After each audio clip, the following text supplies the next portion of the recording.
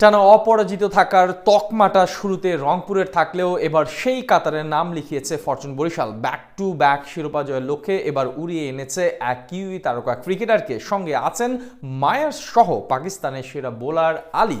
ফাইনালের আগে প্রতিপক্ষ থেকে শক্তিমত্তায় যোজন যোজন এগিয়ে যাচ্ছে তামিমের দল। একাদশেও আসতে চলেছে রদ বদল। নতুন এই তারকাকে নিয়ে কেমন হবে ফাইনালের সেরা একাদশ, সেটাই জেনে নেব প্রতিবেদনে। গতবারের চ্যাম্পিয়ন এবারও ঠিক একইভাবে এগিয়ে যাচ্ছে ফরচুন বরিশাল। 2025 বিপিএল এ এখন পর্যন্ত সবচেয়ে সফল দল এই ফ্র্যাঞ্চাইজিটি। লিগ পর্ব হতে পয়েন্ট টেবিলের শীর্ষে থেকে কোয়ালিফাই করার পর প্রথম কোয়ালিফায়ারে চিটাগাং কিংসকে রীতিমতো উড়িয়ে দিয়েছে তামিম বাহিনী। তবুও ফাইনালে নিজেদের শক্তিমত্তা বাড়ানোর জন্য আরও এক তারকা বিদেশি উড়িয়ে আনলো কীর্তন খোরাপাড়ের দলটি।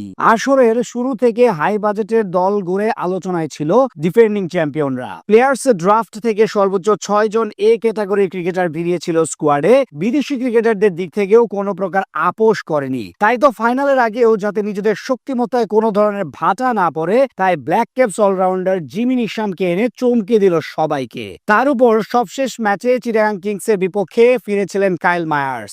এত তারকার মাঝে এখন দলটার কাছে সবচেয়ে বড় প্রশ্ন, ফাইনালে কেমন হবে তাদের সেরা একাদশ। ওপেনিং এ দারুণ ছন্দে আছেন ক্যাপ্টেন তামিম ইকবাল। সবশেষ 2 ম্যাচে তেমন ভাবে নিজের দায়িত্ব পালন করতে না পারলেও বড় ম্যাচে সবসময় সফল বিপিএল এর সেরা ব্যাটার। তার উপর বাড়তি অনুপ্রেরণা হলো এখন পর্যন্ত যতগুলো বিপিএল ফাইনাল খেলেছেন তিনি সবগুলোতেই জিতেছেন। তার সঙ্গী হবেন ফর্মে ফেরা তাওহিদ হৃদয়। টুর্নামেন্টের শুরু থেকে রান খরায় ভুগলেও সবশেষ ম্যাচে চিটাগাং কিংসের বিপক্ষে খেলেন অপরাজিত 82 রানের ইনিংস। দলটার 3 নম্বরে থাকবেন ইংলিশ বাহাতি ব্যাটার ডেভিড মালান। আসর জুড়ে দুর্দান্ত পারফরমেন্স করে যাচ্ছেন এই ব্যাটার। প্রায় প্রতি ম্যাচেই গড়ে দিচ্ছেন ফরচুন বরিশালের জয়ের ভিত। 4 নম্বরে জায়গা করে নিতে পারেন দলের নতুন সদস্য জিমি নিশাম। বিপিএল এ গত বছর রংপুর রাইডার্সের হয়ে খেলে গেছেন এই ক্রিকেটার, যেখানে 7 ইনিংস ব্যাট করে 291 রান করেছেন, প্রায় 170 ছুঁই স্ট্রাইক রেটে। তাই ফরচুন বরিশালের জন্য ফাইনালেও তিনি হতে পারেন বাজির ঘোড়া। মিডল অর্ডারের সবচেয়ে বড় নাম দেশের ক্রিকেটের 2 কিংবদন্তি মুশফিকুর রহিম ও মাহমুদুল্লাহ রিয়াদ। তাদের মাথায়ও থাকবে